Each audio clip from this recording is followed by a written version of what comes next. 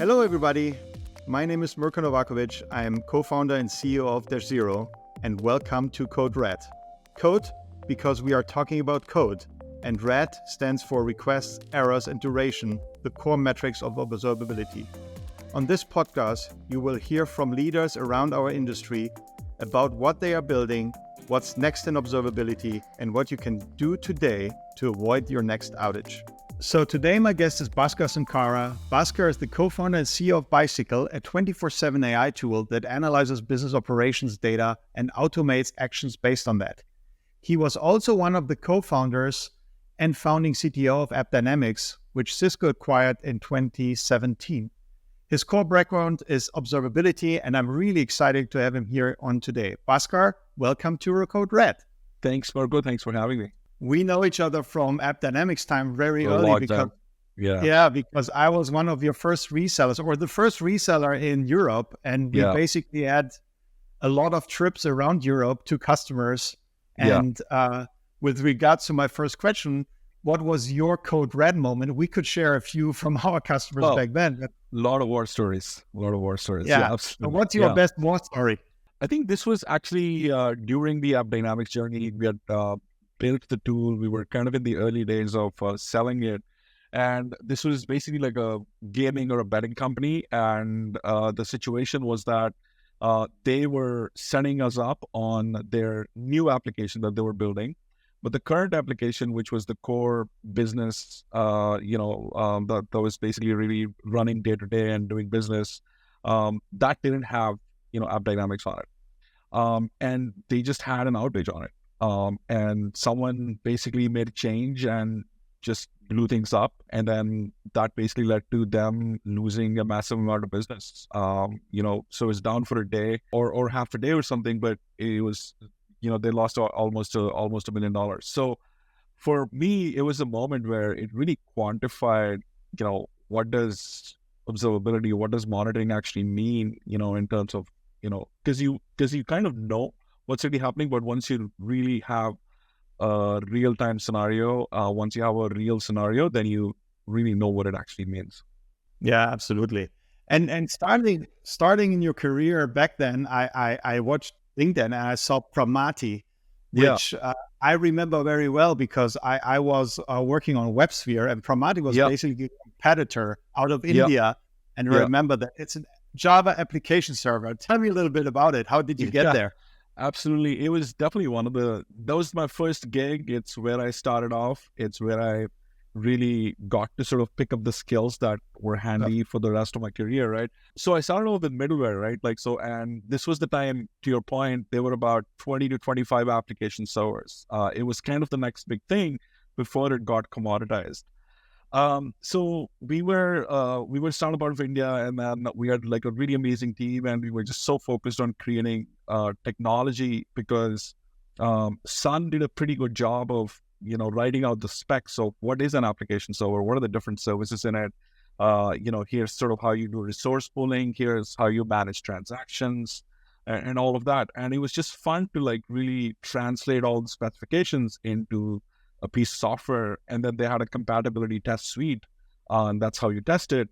So first job was a lot of fun. I spent about 3 years just sort of focused on coding, and then the 2 years after that, I spent about 5 years there before joining Wiley.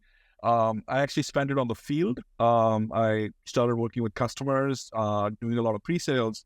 But I also had my coding job, so it was a lot of fun looking at sort of things going on in the market, understanding what it takes to deploy a product, how does it sort of like really work with respect to doing a deal, but also had sort of the say in engineering on what should we put into the product, based on what we're hearing.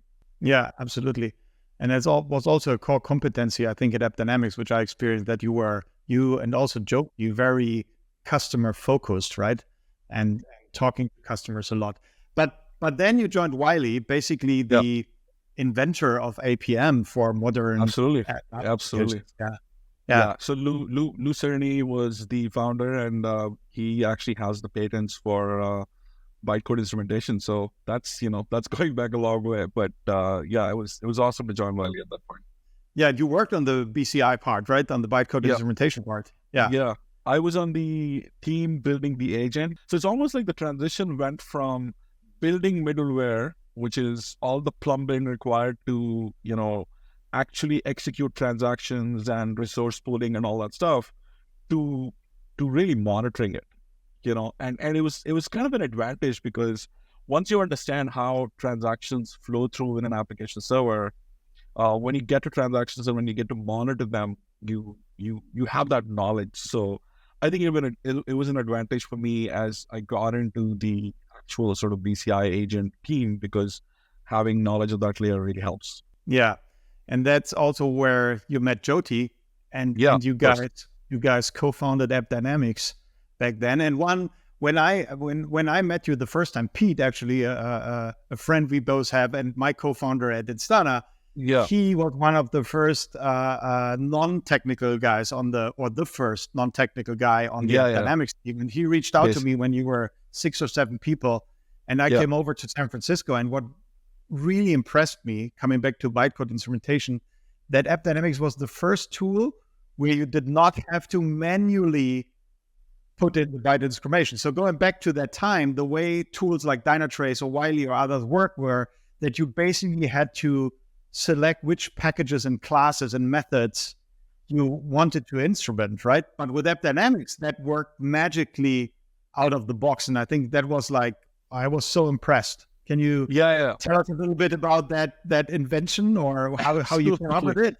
I mean, you and I actually talked about it a lot of times, and then when you guys started reselling, that was one of the things that you were the most curious about, because I mean, you had seen the market, or how much pain it is to basically say, oh, these are the packages that are important for me. I changed some code, I added a new package, so I have to put that into config.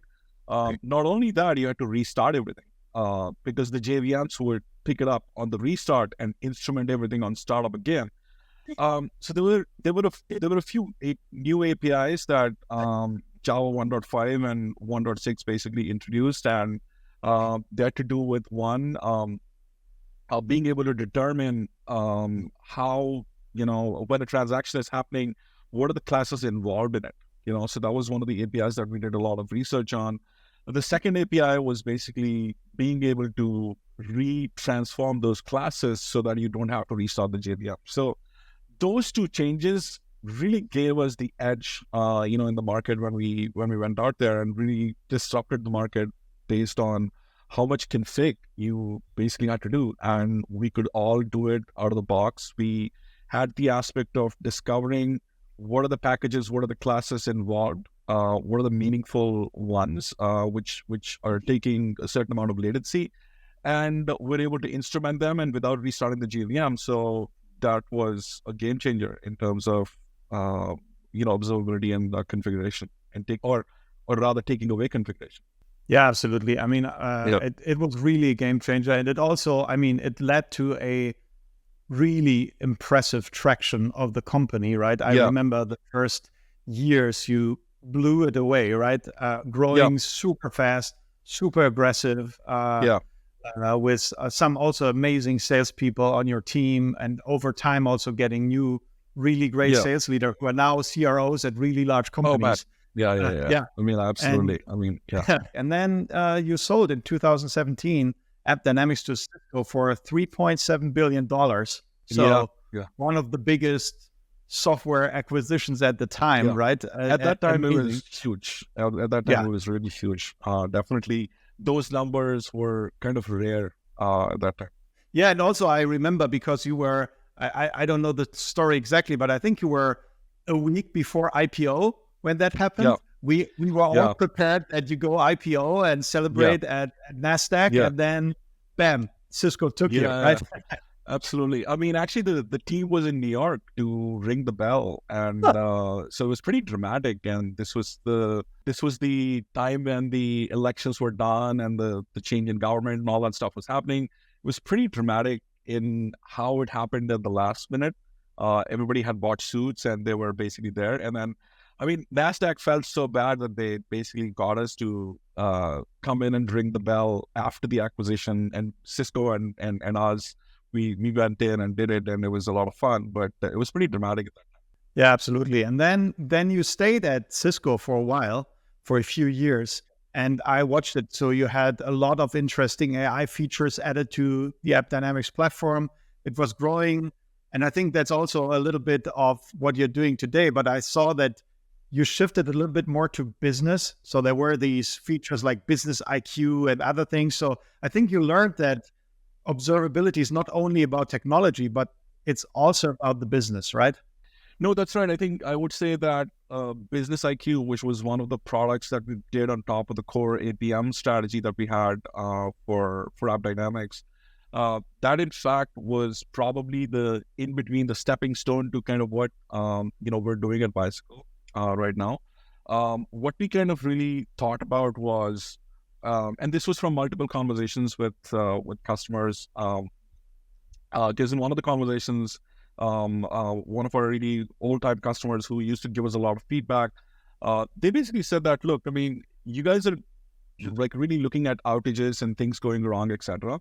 But can you also do the impact of an outage? So, for example, if an outage happened, can you get the names of everybody whose transactions were impacted and give me a report so that I can actually send them, like basically cards or gift cards or something for the issues that they faced, right?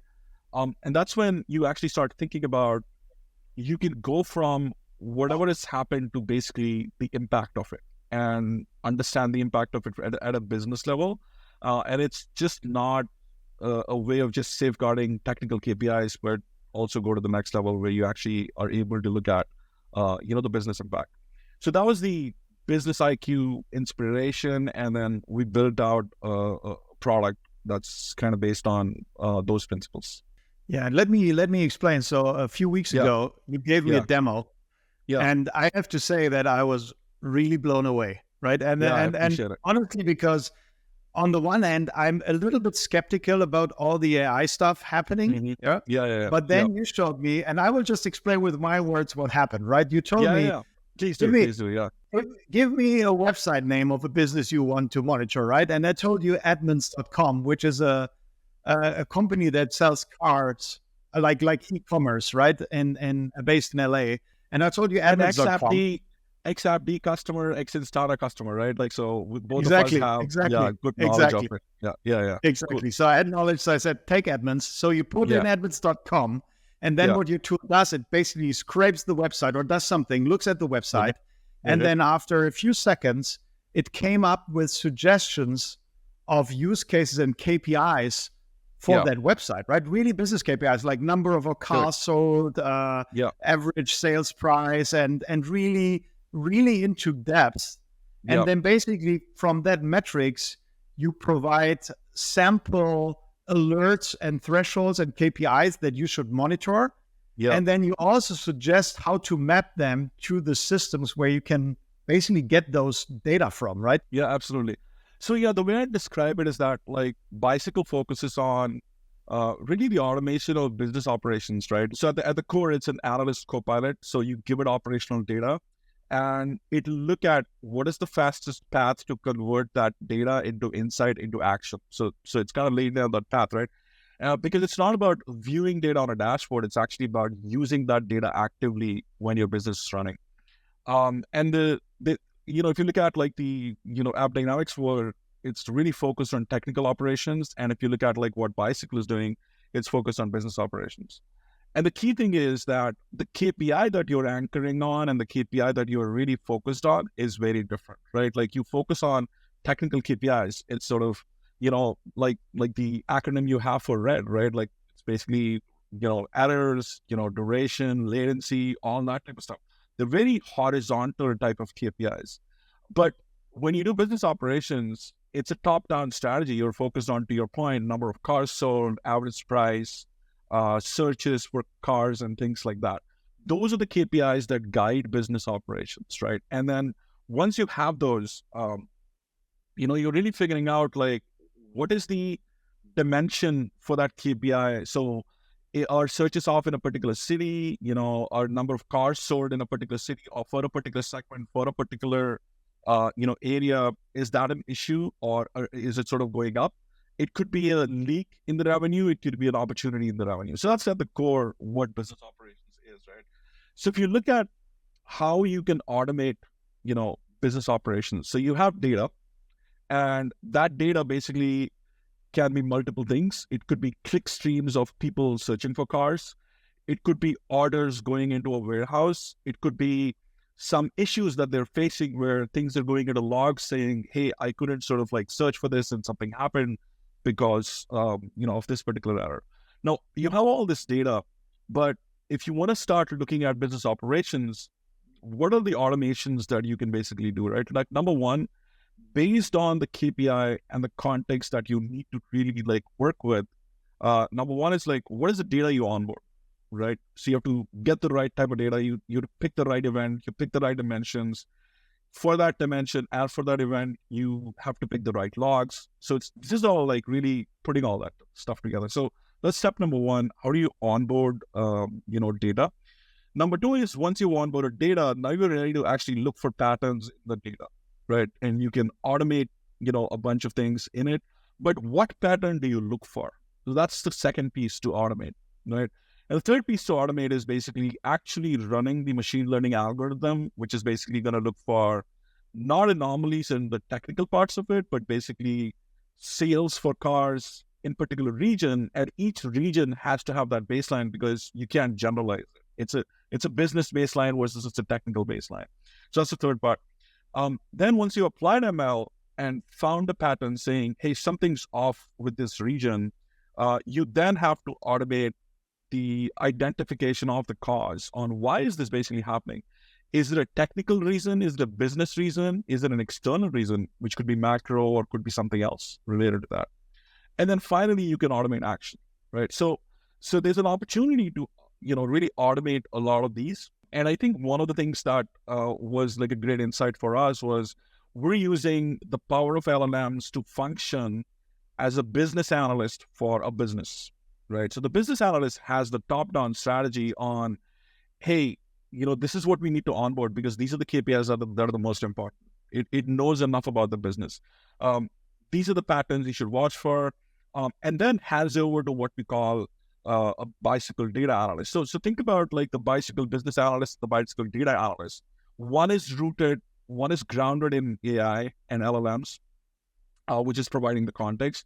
And the other is basically grounded in machine learning and really understands how to crunch data, how to find patterns and things like that. And then they work together. And that's the whole bicycle solution. But again, to your point, as you were talking about the examples of what we did with the admins.com use case, it's really the business analyst rooted in LLMs, specifically trained for verticals. So we actually focus on transactional businesses like retail and travel and fintech. And then it gives you the strategy of operationally what are the KPIs to track. And that's how the whole system was set up. So hopefully that kind of made sense. I can drill into any of the pieces if it was abstract.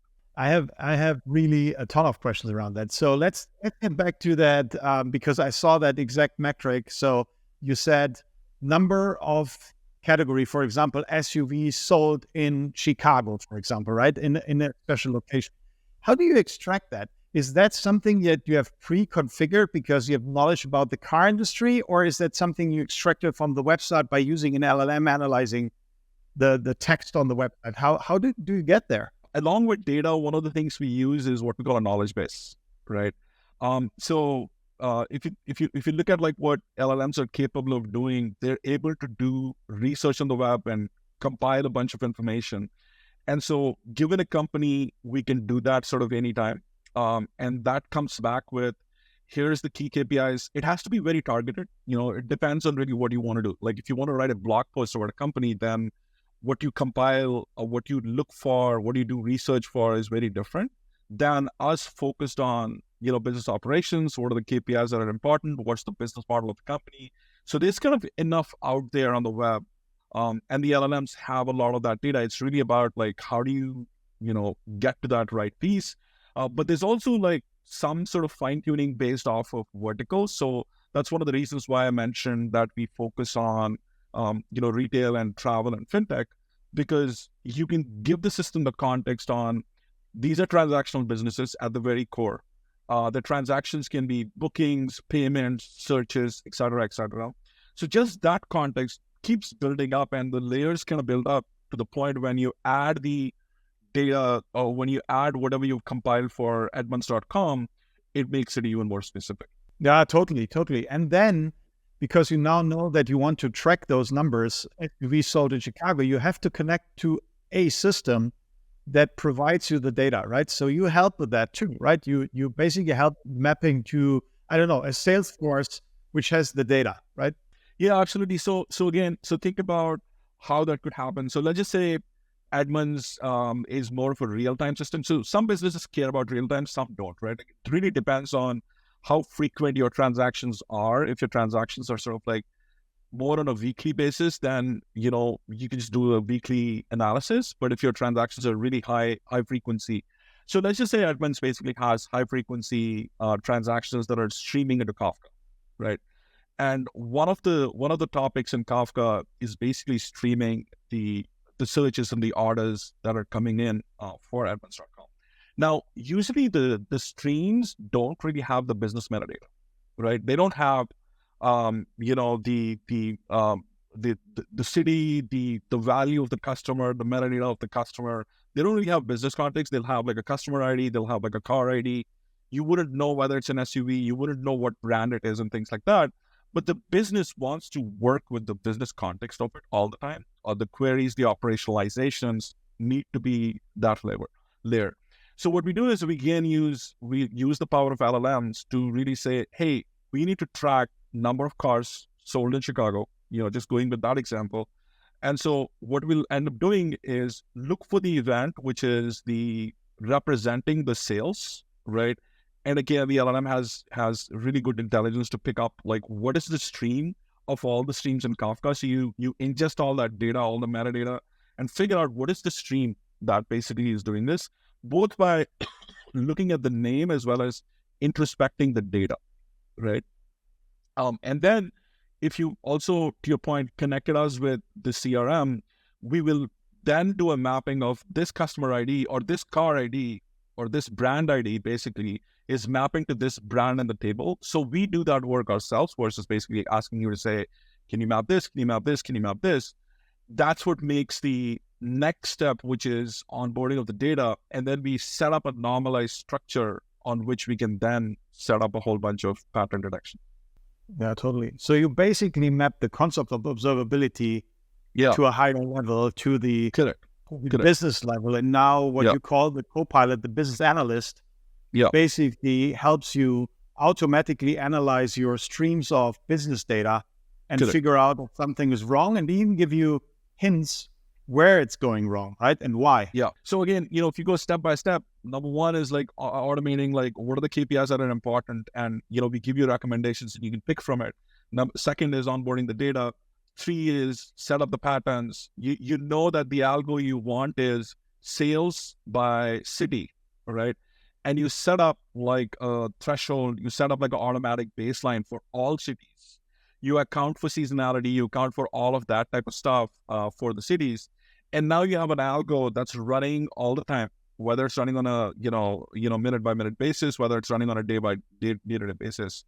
And now you've suddenly realized that sales in Chicago are down, right? So what happens next, right? Like that's the key thing. And usually that's where dashboarding tools basically stop. They're like, hey, something's interesting. Also, you have to be looking at the dashboard at the right time to be doing that, because again, there's no automation. Once something is off, why is it really happening? And for us, when we do the cause analysis, we break it down into 3 different categories. So number one, it can happen because of a tech factor. Maybe sales in Chicago are down because something's off with the application. Something's going on where people could not sort of do software transactions, and there was some issue, right, with the service that's preventing it. So that's one. The second one could be a business issue. Maybe the way you're sourcing prices and the way you're setting up prices in Chicago is too high, right? And basically people are like, that's too high for me. And that's a business reason. It's got nothing to do with the technology working in the background. Or the reasons could be macro. Maybe you have a new competitor that introduced services in Chicago, and maybe that's what's really happening, right? So for the first time now, especially again, back with the sort of like AI and how powerful it can get, it is not just about your corporate data, but it's also about what you generally know, about that particular factor, right? Like, so you could not bring that factor into a dashboard saying, hey, there's a new competitor for Edmunds and they're basically introducing services in Chicago, and that's why your sales in Chicago are down. But it's a perfectly acceptable, cause, and then you get to work on it, like whether you do marketing, whether you do whatever. So that's the automation of the cause identification. And what we do there is we have an agentic workflow that basically looks at what are the possible causes that could happen. And these are tech causes, these are external causes, these are business causes, looks for each one of them, analyzes data, and tries to find potential issues that could happen in that. And that is eventually what leads to actionability. If it were a tech cause that was because of some changes that were done in a recent release, the action is roll back the release, right? If it were a business cause where there's some issue with the supply, there's some issue with how you're putting up prices and how you're calculating prices, you fix the business logic. You don't fix the technology then, because, that's not your fault. If it's macro and you have to react to it as a business, then you do that. But that's where it creates a pathway going from onboarding of the data to finding the pattern to analyzing the cause and then taking action. Yeah, that's interesting. And for the first category, for the technical problems, you probably connect to observability platforms. So you get observability data. So basically for tech causes, right, we integrate with all the major observability platforms, including AppDynamics, of course. But what we do there is that once we know it's technical, there's again, from data, there's a lot of things that you can already kind of pick up, which is what service is going wrong, right? So for example, in the data, if one of the dimensions is service, if one of the dimensions is like a particular shard of a database or something like that, we can look at the events that are causing that pattern and triangulate what part of the technology. And what I mean by that is that you're able to say, hey, most of the issues that we're seeing is with this service, right? And so then you can actually create an action where you can drill down into that service and give them a deep link into that service dashboard for Datadog or whatever you're kind of using. And so we integrate pretty deeply with observability tools, because anything in the tech layer, you are kind of really going to that layer. It is OpenTelemetry a thing for you to use that as an integration layer? Yeah, 100%, man. I feel like, OpenTelemetry, I think as it picks up more, we, in fact, like the original thesis of how we built data collection, we built it on the OpenTelemetry model where everything's sort of like a span and everything comes together into a transaction, because even with data, right, like it is fragmented. So what happens is sometimes, and these are all real scenarios, data from North America is in a different topic. Data from America, from EMEA is in a different topic. The web requests of someone searching for something is in Google Analytics. The booking is in BigQuery, right? So this fragmentation all across, and you have to kind of stitch it together. And that's the philosophy of OpenTelemetry, where you basically are getting a lot of these spans and they're kind of standard. But then you kind of put it all together to basically say, hey, here's the story for the transaction. Here's the story for, and so I kind of apply the same principles to the data piece also. It's as fragmented as, the way you look at a distributed application. Yeah, absolutely. And I like that you basically take OpenTelemetry to the next level, right? By providing, you call it a story, which I like, right? Basically giving it a story, a business story about where it belongs to, right? In the context of the business. And that's very, very valuable. And so I'm trying to imagine where this really fits into an enterprise company. I mean, Yeah. normally, if I wouldn't have bicycle, I would see that I would have to do this all manually, right? I would have Yeah. to put that data into something like Snowflake or whatever, Yeah. and then build my own dashboard, do my own training. So you basically Yeah. through this whole process of basically ETL, data warehouse, Yeah. analytics, Yeah. machine Basically. learning in Yeah. in one tool, right? Yeah, absolutely. I mean, think of us as like a force multiplier for data teams, right? Because all the work, all the things in the background that they need to do, a lot of it is homegrown tooling because viewing data, there's a lot of work done in data platforms, warehouses, and things like that, right? Like the core data infrastructure of how do you query better, how do you join data together better, and things like that.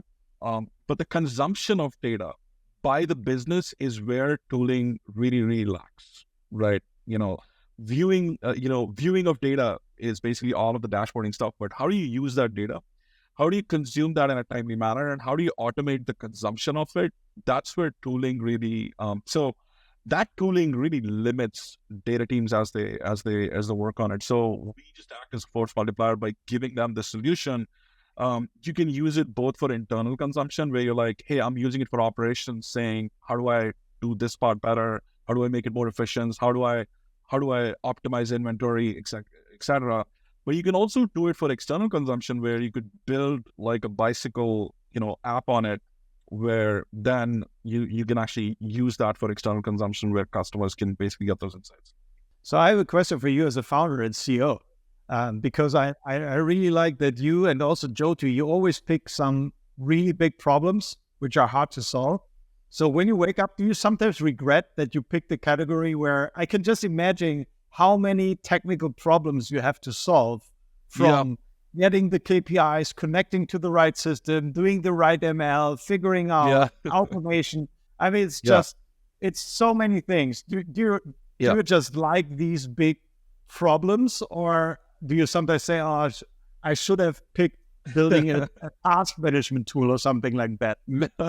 No, I think they're fun. Also, it's always sort of like a meandering type of journey. Like when we started off pre AI, pre sort of like all of these LLMs, right? So we initially built the data analyst part of it, which is how do you do the ML to kind of really find patterns and do all that stuff. But we had to get help from the users to set it up the right way. So still super, super valuable, but takes much, much longer. And once we looked at how we can really harness LLMs to do it, that's when it was a compelling solution. So it's always sort of like when you get started on it, the dots start connecting. So definitely, I think that's how it happened for us also. But also, I feel like there is definitely a connection back to some of the things that me and like also folks that are from AppD in this team have a connection back to AppDynamics on like how do you go from technical operations to business operations. So there's a little bit of that arc. But yeah, it's just fun to attack a big problem for sure. Yeah, but it's also what I understood is it's an advice, and I learned it myself, is just get started, right? And Just get once you started. get started, Yeah, yeah, don't be afraid of big problems, but then absolutely. maybe technology picks up, right, with the LLMs Yeah, and other things, and you yeah, will absolutely. figure out how to apply that to a real problem that you figure out with real Definitely. customers. Yeah. Yeah, and then you create real value with tough problems anyway. So that's definitely absolutely. So what's your vision for Bicycle? What do you think? Where can it get you? So right now, what Bicycle is think of it as a analyst copilot that sits on top of your operational data and then gives you a path from data to insight to action. Where we want Bicycle to get to, and I think we should get there pretty soon, is being an AI worker for business operations, being an autonomous worker for business operations. So you plug in your bookings, checkouts, payments, chargebacks, and all that stuff, and then it has the context already about who you are as a company and has all the steps of automation kind of laid out. Connect it with the sources of data, connect us with more of your knowledge. So you can have internal documents about KPIs. You can have, like, we can ingest all of that, right? Because again, the advantage is configuration is natural language. You don't have to get people to configure. So just with that, you plug in your technical operations data, you plug in your events, And we can then function as an autonomous, worker that basically deals both with interruptions as well as opportunities. So that's the vision for it. That sounds amazing, Bhaskar. Yeah. Thank you very much for this conversation. I really think Absolutely, you have a great Mirko. vision. So much fun. I wish that you will this time ring the bell, right? Yeah, absolutely. And nobody picks you up before that. Yeah, exactly. Thanks a lot. I think it's amazing what you're building, and it's really interesting to see how you leveled up observability to the next business level and how you leverage LLMs for that. It's amazing. Great chatting with you, Mirko. Thanks for having me. Thanks for listening. I'm always sharing new insights and insider knowledge about observability on LinkedIn. You can follow me there for more. The podcast is produced by Zero. We make observability easy for every developer.